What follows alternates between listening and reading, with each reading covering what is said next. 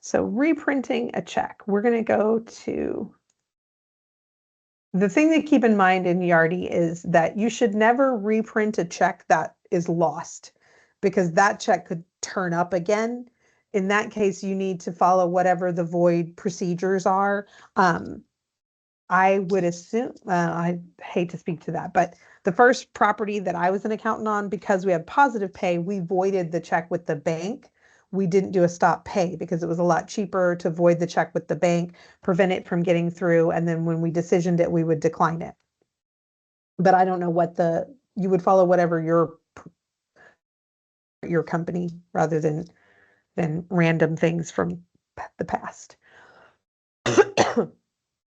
But you can reprint a check. Let's say you send a check to your printer and it just didn't print correctly.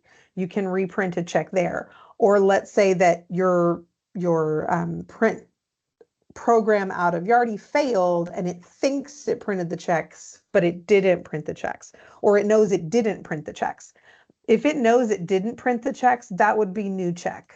But most of the time you're going to be using rewrite check only. And you'll put in the check number.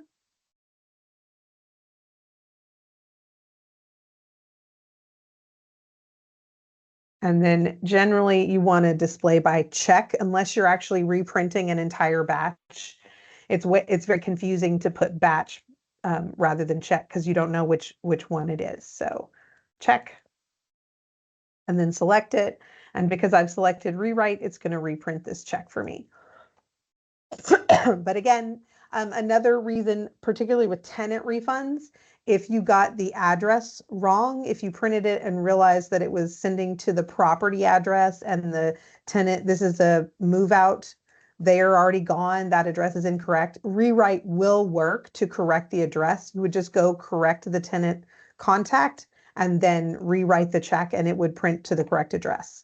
But just make sure that that first check you actually have in hand and shred when you're using the rewrite check option. If it's gone and lost, you want to void the check and follow standard procedures, because you don't want two of the checks to show up and get cashed.